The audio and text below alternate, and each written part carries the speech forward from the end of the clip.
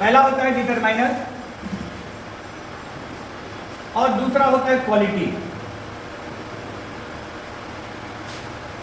Quality का मतलब ये हो गया कि आप किसी चीज का कलर बता दीजिए, साइज बता दीजिए, शेप बता दीजिए, टेस्ट बता दीजिए, अपना ओपिनियन दे दीजिए, उसकी एज बता दीजिए किसी, यानी कि जो भी फैक्ट्स हैं, जो भी आपका ओपिनियन है, वो अगर आप बताते हैं किसी नाउन के बारे में तो वो क्या हो गया, क्वालिटी। और डिटरमाइनर में आप डेफिनिट एंड डेफिनिट बताने के लिए आर्टिकल यूज कर लीजिए, इशारा करने के लिए डेमोन्स्ट्रेटिव यूज कर लीजिए,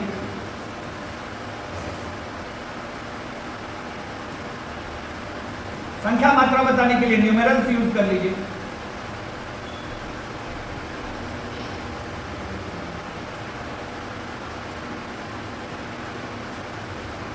इसके अलावा डिस्ट्रीब्यूटिव वर्ड्स या पॉजेसिव बताने वाले वर्ड्स, ये सारे के सारे डिटरमाइनर्स की कैटेगरी में आते हैं। इन दोनों में डिफरेंस क्या है?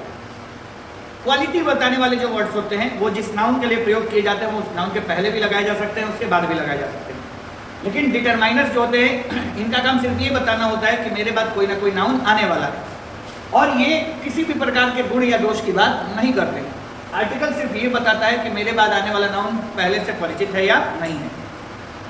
डेमोन्स्ट्रेटिव्स के बाद आने वाला नाउन बस ये बताता है कि मैं किसकी तरफ इशारा करके बात कर रहा हूँ। न्यूमेरल्स ये बताते हैं कि मैं जिस नाउन की बात कर रहा हूँ उसकी संख्या या मात्रा कितनी है। डिस्ट्रीब्यूटिव्स ये बताते हैं कि मैं नाउन्स को एक एक करके बात कर रहा हूँ। और पॉजिटिव ये बताने के लिए यूज किया जाता है कि मैं जिस नाउन की बात कर रहा हूँ वो किससे संबंधित है या उसके ऊपर किसका अधिकार है।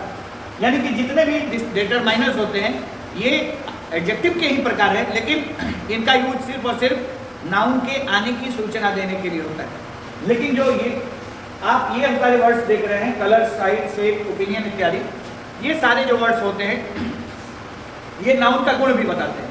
मेरे हाथ में एक कलम है तो कलम का एक होना कलम का गुण नहीं है, लेकिन मेरे हाथ में जो कलम है इसका रंग काला है, ये इसका गुण है। तो काला होना गुण है लेकिन संख्या में एक होना गुण नहीं है। मैं इस कलम की बात कर रहा हूँ तो पहले मैं अगर इसकी तरफ इशारा कर रहा हूँ तो सिर्फ ये बताने के लिए कि मैं कौन से नाउन की बात कर रहा हूँ। इसकी तरफ इशारा करना इसके किसी गुण के बारे में नहीं बताता है। तो इस तरीके से अगर देखा जाए तो आर्टिकल्स डिटरमाइनर्स होते हैं, और डिटरमाइनर्स जो होते हैं वो नाउन के सिर्फ पहले लगाए जाते हैं ये बताने के लिए मैं किसी नाउन की बात कर रहा हूँ। एक अंतर क्वालिटी वाले और डिटरमाइन करने वाले वर्ड्स में ये भी होता है कि क्वालिटी बताने वाला जो वर्ड होता है वो किसी नाउन के बारे में बहुत सारी इंफॉर्मेशन दे सकता है। मैं एक ही नाउन के साइज, शेप, कलर, एज सबकी बात कर सकता हूँ एक ही साथ। लेकिन अगर मैं डिटरमाइनर यूज करता हूँ तो नॉर्मली एक नाउन के लिए एक बार में सिर्फ एक ही डिटरमाइनर यूज किया जाता है। कभी कभार एक आध केस में हम लोग एक से ज्यादा डिटरमाइनर यूज करते हैं। देखिए मैं आपको एग्जांपल से दिखाता हूँ। There is a round wooden table in my room। अब आप यहां देखिए ध्यान से, मेरे पास एक ही नाउन है, इसके लिए मैंने यहाँ आर्टिकल यूज किया है और एडजेक्टिव मैंने दो यूज किया है। ये बताते हैं कि जो टेबल है वो लकड़ी का है, और ये बताता है कि जो टेबल है वो गोल है। ये सिर्फ ये बताता है कि मैं किसी टेबल की बात कर रहा हूँ।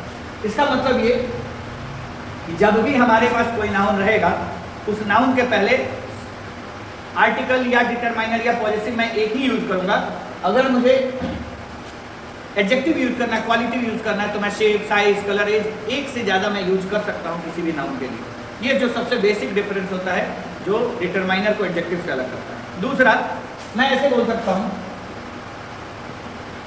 The table is round.